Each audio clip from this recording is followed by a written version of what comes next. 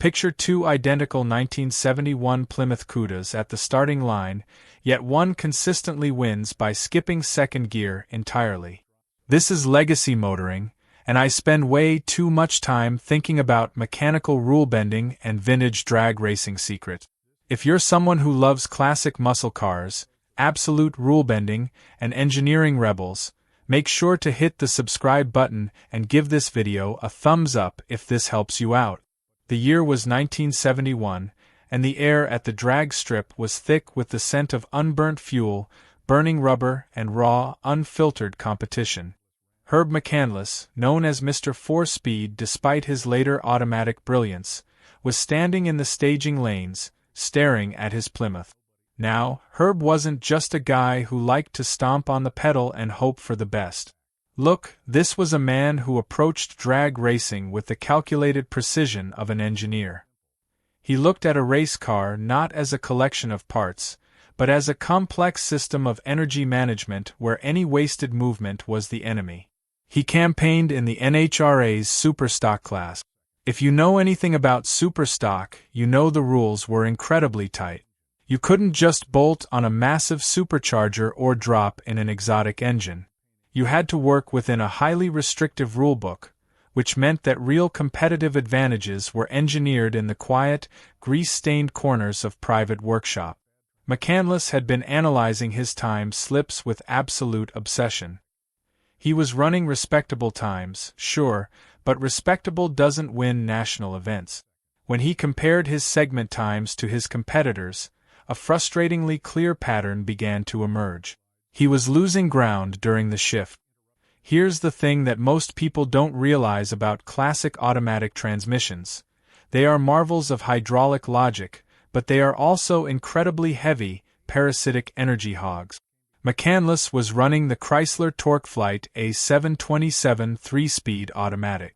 Now, in 1971, the TorqueFlite was widely considered one of the best transmissions on the planet. It was tough, reliable, and could handle massive torque without instantly turning its internals into expensive metal shavings. But every time that transmission shifted from first to second, and then from second to third, there was a momentary pause. A hiccup, a tiny, fleeting interruption in the flow of power from the engine to the rear tires. Now, you might be thinking, come on, it's an automatic transmission, those shifts happen in the blink of an eye. But in the hyper-competitive world of super stock, a blink of an eye is a lifetime. Let's look at the numbers to put this into perspective. According to vintage NHRA telemetry and engineering studies from the early 70s, a well-prepped automatic shift of that era took about 150 to 200 milliseconds to fully engage. During that brief window, the engine's RPMs dropped, the clutches slipped to match speeds, and forward acceleration plateaued. If you are shifting twice in a quarter-mile run, you are looking at nearly half a second of total transition time where your car is not accelerating at its absolute maximum potential. Meanwhile, the guys running Chevrolets with their ancient, 2-speed Powerglide transmissions were only shifting once. Sure, the Powerglide was an older design, and yes, it lacked the tighter gear spacing of the 3-speed Chrysler unit. But by only shifting once, those Chevy racers were eliminating an entire cycle of power interruption. To understand why this drove McCandless crazy, let's use a simple analogy. Imagine you are running a 100-meter hurdle race. Your opponent has to jump over 2 hurdles, but because of a weird technicality, you have to jump over 3. Even if you are a faster sprinter, that extra hurdle requires you to break your stride, adjust your momentum, and lose precious milliseconds landing and getting back up to speed. McCandless realized that the third hurdle, his second gear, was actually slowing him down. He didn't need that intermediate step. He had plenty of torque from his engine, so what if he could just skip it? Now, the NHRA Rulebook was very clear. You had to run a transmission brand that matched your car's manufacturer. You couldn't swap a GM Powerglide into a Plymouth Cuda. That would be an immediate disqualification. But McCandless, being the ultimate rulebook scholar, noticed something interesting. The rules said you had to use a Chrysler-approved transmission, but they didn't explicitly state how many of the gears inside that transmission had to actually work. The seed of an incredibly wild idea was planted. What if he could take the robust, bulletproof TorqueFlite A727 and physically modify it so that it bypassed second gear completely? What if he could transform a 3-speed transmission into a highly specialized, ultra-efficient 2-speed? It sounds simple, but the engineering challenge was immense. The TorqueFlite wasn't designed to skip gears. It was a coordinated dance of hydraulic pressure, governor weights, valve bodies, and multiple clutch packs. Inside the aluminum casing of the A727, 3 multiple-disc clutch packs and 2 bands worked in perfect harmony to route power through a Simpson gear set. First gear was a mechanical advantage of 2.45 to 1. Second gear stepped down to 1.45 to 1. Third gear was direct drive, a 1-to-1 ratio. If you wanted to go from first to third, you had to manage a massive RPM drop and handle a violent engagement that the transmission's designers at Chrysler had never anticipated. But McCandless was undeterred. He locked himself in his California garage, surrounded by blueprints, spare parts, and buckets of automatic transmission fluid, determined to find a way to make the impossible work. This was the start of a revolutionary shift in drag racing history. McCandless knew that if he could pull off this mechanical magic trick, he would have an unstoppable weapon on the drag strip, leaving his rivals completely baffled. To truly appreciate the genius of what Herb McCandless did next, we have to roll up our sleeves and look at the actual anatomy of a Chrysler A727 TorqueFlite. This is where it gets really interesting. Most people think of automatic transmissions as mysterious black boxes full of voodoo magic, but they are actually purely logical systems of hydraulic pressure directing mechanical force. In a stock TorqueFlite, second gear is achieved by engaging the intermediate clutch pack. Without that clutch pack applying pressure, the transmission simply cannot hold that intermediate 1.45 to 1 ratio. McCandless realized that if he wanted a 2-speed transmission, he didn't need to invent new parts. He just needed to get rid of the ones that were getting in his way. So, he put his Plymouth on jack stands, drained the fluid, dropped the transmission pan, and pulled the unit out of the car. He completely disassembled the A727 on his workbench. He bypassed the intermediate clutch pack entirely by physically removing every single component of it from the case. The friction discs, the steel separator plates, the heavy pressure plate, and the return springs. All of it was taken out and tossed into a spare parts bin. To the untrained eye, it looked like he was sabotaging his own vehicle. If you showed this to a Chrysler factory engineer back then, they probably would have had a mild heart attack. But McCandless wasn't crazy. He was laser-focused. With the physical parts removed, he had to solve the hydraulic puzzle. Here's what most people don't realize. If you just remove the clutches and do nothing else, the transmission's brain, the valve body, will still try to send hydraulic fluid to engage second gear. The fluid would simply pump into an empty cavity, pressure would drop, and the transmission would slip violently, destroying itself in seconds. To prevent this catastrophic failure, McCandless had to perform surgery on the valve body. He used a series of small drill bits and high-strength epoxy to block off the specific oil passages that routed pressurized fluid to the now vacant intermediate clutch circuit. By sealing those passages, he essentially reprogrammed the transmission's hydraulic logic. When the governor pressure rose and signaled that it was time to shift out of first gear, the hydraulic fluid had nowhere to go except directly to the circuit that controlled the direct clutch pack.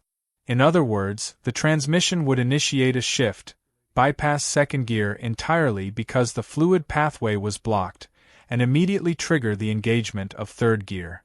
But look, this created a massive mechanical problem. In a standard 3-speed TorqueFlite, the transition from second gear to third gear is relatively gentle. The transmission is only stepping down from a 1.45 to 1 ratio to a direct 1 to 1 ratio. The direct clutch pack, which handles third gear, only has to absorb a relatively small speed difference. But now, McCandless was asking that same direct clutch pack to grab hold of the engine's power while shifting directly from a deep 2.45 to 1 first gear all the way to a 1 to 1 third gear. That is a massive, violent ratio drop. Now, you might be thinking, wouldn't that massive jump instantly slip the clutches and burn them to a crisp? And you would be absolutely right. On his very first attempts, the standard direct clutch pack, which only utilized 4 factory friction discs, simply could not handle the sheer violence of the transition.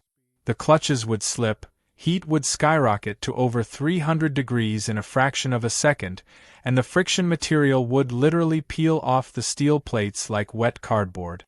To solve this, McCandless had to get creative with machining. He took the direct clutch drum to a lathe and machined the inner surfaces to create more physical space. By shaving down the backing plate and the pressure plate, he managed to squeeze 6, and sometimes even 7, high-performance friction discs into a space originally designed for only 4. This dramatically increased the total surface area of the clutch pack. It's like upgrading the brakes on a heavy truck. More surface area means more friction, which means the clutch pack could bite down with authority and stop the devastating slippage. He also removed the accumulator spring for the 1-2 shift. In a stock transmission, the accumulator acts like a shock absorber for the shift, softening the engagement so passengers don't get jostled. But McCandless didn't care about passenger comfort. He wanted that shift to occur with the speed and violence of a gunshot. Removing that spring meant the hydraulic pressure hit the direct clutch pack instantly, slamming it into engagement with zero hesitation. He also had to recalibrate the governor assembly. In an automatic transmission, the governor uses centrifugal force to measure vehicle speed and help determine when to shift. Because the engine would now experience a massive RPM drop upon shifting, the governor had to be weighted perfectly to ensure the shift happened at the absolute peak of the engine's horsepower curve. If it shifted too early, the engine would bog down, falling completely out of its power band, like trying to ride a bicycle up a steep hill in 10 gear. If it shifted too late, the engine would rev past its safe limit, risking a catastrophic engine failure. It was a delicate, high-stakes balancing act of weights, springs, and hydraulic pressures. Every single detail of this build had to be absolutely perfect, because the immense forces unleashed during a full-throttle launch in a super stock muscle car would instantly expose any weakness in his handiwork. McCandless knew that his reputation and his hard-earned money were riding on this wild experiment. On a crisp, quiet Tuesday morning at Orange County International Raceway, the moment of truth had finally arrived. McCandless lined up his Plymouth Cuda, the small block 340 idling with a crisp, muscular bark. The track was empty, save for a few crew members and the track operator. He staged the car carefully, bringing the engine RPM up against the torque converter stall speed. The tree flashed yellow, then green. McCandless mashed the throttle. The Cuda launched hard, the 2.45 first gear multiplying the engine's torque and pinning him back into the bucket seat. The engine screamed up to 5,500 revolutions per minute. This was the moment where second gear would normally engage. But as the governor reached its critical pressure, the transmission bypassed second and slammed directly into third gear. What happened next was a physical shock to both the car and the driver. The engine RPM dropped instantly from 5,500 down to roughly 3,200. That is a massive 2,300 revolutions per minute drop in a single instant. In a normal 3-speed setup, the shift from first to second would drop the engine by about 1,500 revolutions per minute, and then the shift to third would drop it another 800. McCandless was swallowing that entire drop in one massive, violent gulp. For a second, it felt as if the car might bog down and die. But the high stall torque converter did its job, slipping just enough to keep the engine from stalling, and the sheer torque of the Mopar power plant took over. The Cuda screamed down the rest of the track, crossing the finish line with a ferocious roar. McCandless drove down the return road to grab his time slip from the booth. He looked at the numbers and his jaw dropped. His 60-foot time, the measure of how quickly the car leaves the starting line, was exactly the same as before. That made sense because first gear hadn't changed. But his overall elapsed time was a staggering 0.18 seconds quicker. Now, you might be thinking, 0.18 seconds? That's less than a fifth of a second. Who cares? But in the hyper-precise world of drag racing, where races are regularly won or lost by a single thousandth of a second, finding nearly 0.2 of a second on a time slip is the equivalent of waving a magic wand and suddenly gaining 20 or 30 horsepower. And McCandless had done it without changing a single thing on his engine. He hadn't touched the carburetor, he hadn't changed the ignition timing, and he hadn't touched the exhaust. He had unlocked pure, unadulterated speed simply by eliminating waste. This is where it gets really interesting because the physics behind why this modification worked so incredibly well are both simple and deeply counterintuitive. In a perfect, theoretical world with infinite traction and zero parasitic losses, more gears will always make a car faster. That is why modern hypercars have 8, 9, or even 10-speed transmissions. They keep the engine pinned in its absolute sweet spot of horsepower. But here's the thing. Drag racing does not take place in a perfect, theoretical world. It takes place on a real-world track with real-world physics, where every single shift represents a tax on your momentum. When a traditional automatic transmission shifts gears, it's not just a momentary pause in acceleration. It's actually a complex series of events where clutches are releasing while other clutches are engaging. For a brief fraction of a second, both gear sets are partially engaged, causing internal friction and heat. Then, as the next gear engages, the engine has to fight against the inertia of the car to drag the RPMs back up. By eliminating the shift from first to second, McCandless completely bypassed one entire cycle of this energy-robbing process. He traded the ideal mechanical advantage of second gear for the pure, uninterrupted momentum of skipping a shift. Turned out that on a quarter-mile track, momentum was far more valuable than a perfect gear ratio. But there was another, completely unexpected benefit that became apparent as McCandless made more passes. This was a real eye-opener. The massive, violent RPM drop on the single shift actually acted as a rudimentary form of traction control. Look, in 1971, drag tire technology was nowhere near as advanced as it is today. High-horsepower cars were constantly fighting for grip, especially in the middle of the track where the track surface could get greasy. Often, when a 3-speed car made the quick shift into second gear, the sudden hit of power would break the tires loose, causing them to spin and waste valuable time. But when McCandless's 2-speed setup slammed into third gear, the sudden drop in RPM instantly reduced wheel speed.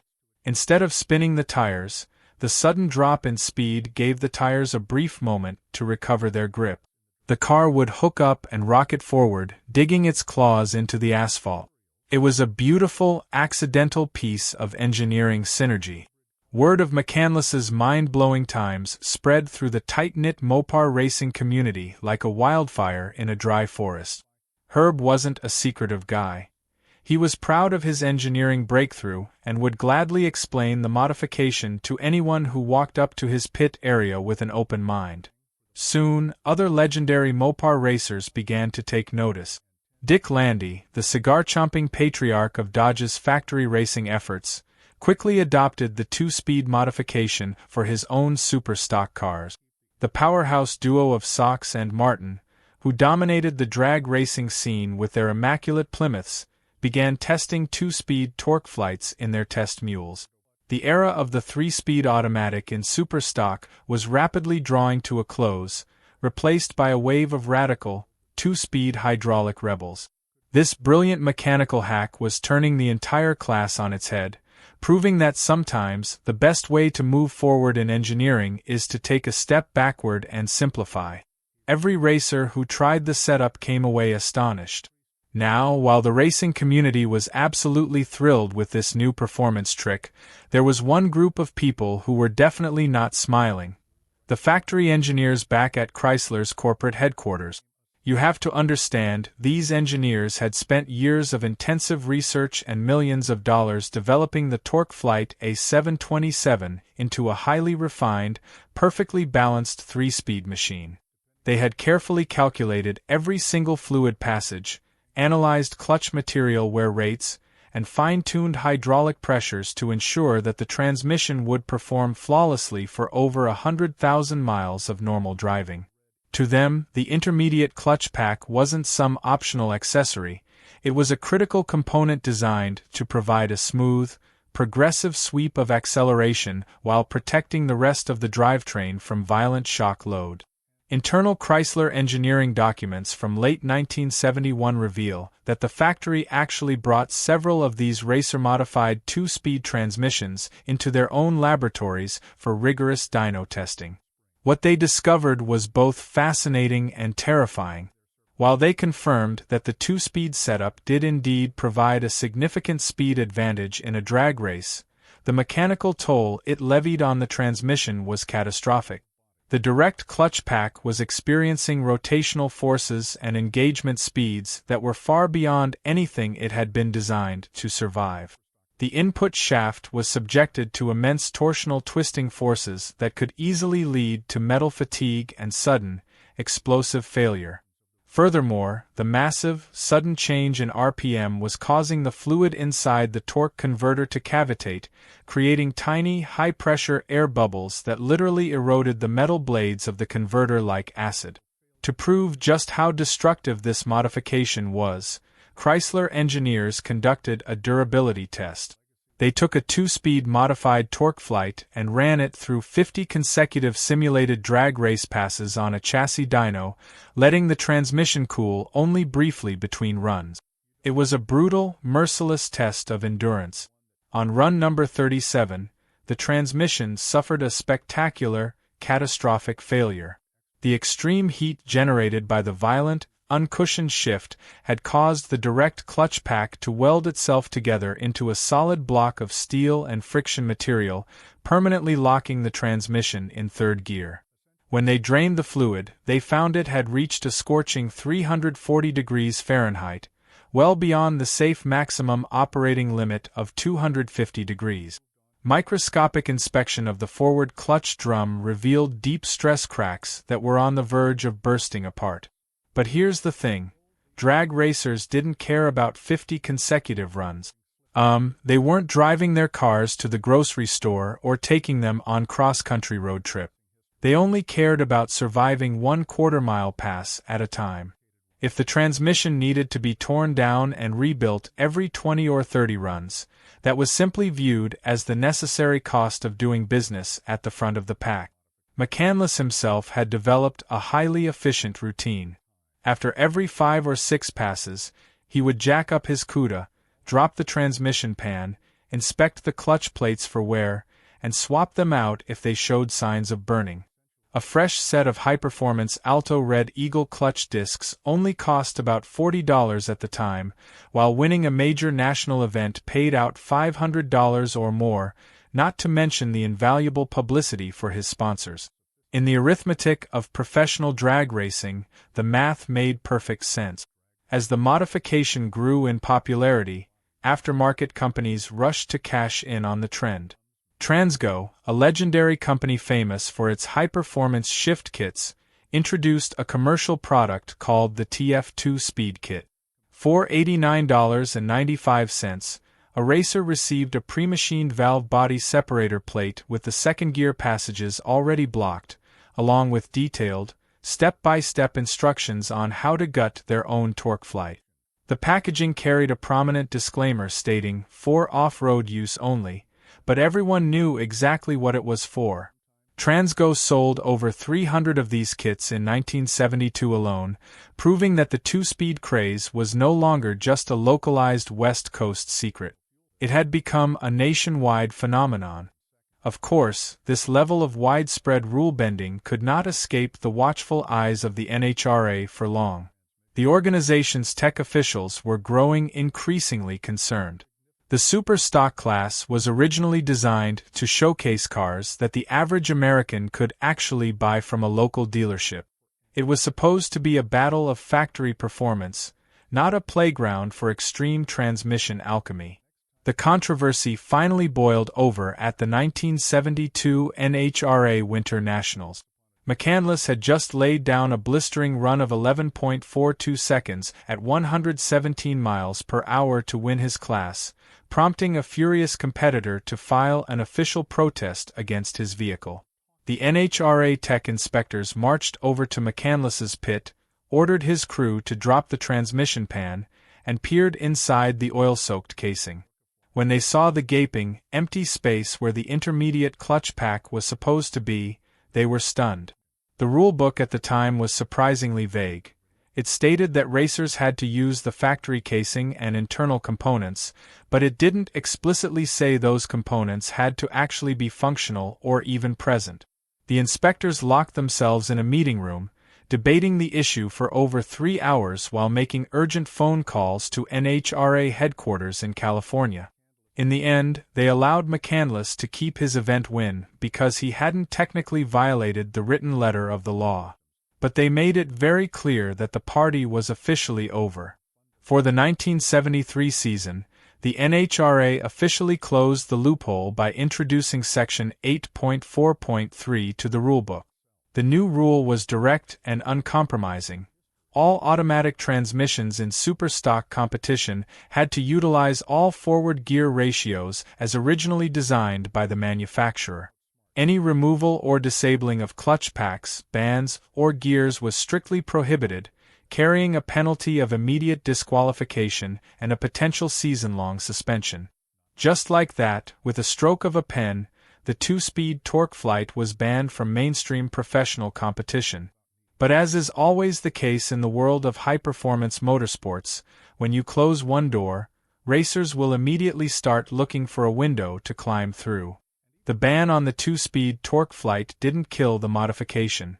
It merely drove it underground, cementing its legendary status. Look, once a racer finds an easy way to go faster, you can't just erase that knowledge from their brain. The NHRA's ban only applied to official Super Stock classes, which meant that thousands of bracket racers, street racers, and match racers who operated outside of strict NHRA oversight immediately adopted the 2-speed TorqueFlite as standard equipment. In fact, the modification became so popular in non-sanctioned events that it actually sparked a wave of cross-brand experimentation. Ford racers, tired of losing to quick-shifting Mopars, began taking their heavy 3-speed C6 automatic transmissions and gutting the intermediate clutches to create their own custom 2-speed setup. Ironically, GM racers went in the opposite direction. Having realized how valuable tight gear spacing could be if you could just make the transmission shift faster, they started adding aftermarket planetary gear sets to their 2-speed Powerglides to turn them into 3-speed. It was a fascinating, chaotic period of transmission evolution where everyone was trying to find the perfect balance between gear ratios and shift times. The technical breakthroughs born from McCandless's wild experiments went on to revolutionize the entire high-performance transmission industry. Legendary transmission builder Art Carr once remarked that McCandless had completely flipped the industry's perspective on its head. Before the 2-speed TorqueFlite, transmission builders were obsessed with making automatic shifts as smooth and seamless as possible. McCandless proved that smooth was slow, and that the ultimate goal should be to minimize the number of times the transmission had to shift in the first place. This philosophy forced companies to develop incredibly advanced friction materials, heat-resistant fluids, and ultra-strong clutch drums that could handle the violent, instant engagement of high-horsepower applications. Many of the heavy-duty components found in modern racing transmissions today can trace their direct ancestry back to the desperate garage experiments of 1971. In a way, modern automotive technology has actually come full circle to validate McCandless's core philosophy. Today's high-performance dual-clutch and multi-speed automatic transmissions are engineering masterpieces, but they achieve their speed by minimizing the exact issue McCandless fought against: shift time. Modern gearboxes can swap ratios in less than 100 milliseconds, making the power interruption practically unnoticeable. And if you look at modern electric vehicles, they bypass the shifting problem entirely by utilizing incredibly powerful electric motors coupled with simple, single-speed direct-drive transmissions. They have realized the ultimate expression of McCandless's dream: maximum acceleration with zero interruptions. Herb McCandless's two-speed TorqueFlite remains one of the most brilliant, beautifully rebellious chapters in the history of drag racing. It stands as a powerful reminder that the best engineering solutions aren't always the most complex or elegant ones. Sometimes, true genius lies in looking at a highly sophisticated system, identifying the one part that is slowing you down, and having the courage to throw it in the trash. He took a factory-engineered masterpiece, violated every single design parameter set by Chrysler, and built a legend that was so devastatingly effective the rulebook had to be rewritten just to stop him. This legendary transmission was not just a clever trick, it was a physical manifestation of the classic American hot rodding spirit. Herb McCandless looked at the rules, found the gray area, and drove a truck right through it. His story continues to inspire mechanics, drag racers, and automotive enthusiasts who appreciate the sheer beauty of creative problem-solving. Ultimately, the two-speed TorqueFlite is more than just an obsolete piece of racing hardware from a bygone era. It represents a timeless philosophy, that simplicity is often the absolute highest form of sophistication, and that sometimes, skipping a gear is the fastest way to get to where you are going. Thank you for tuning in to this deep dive into automotive history.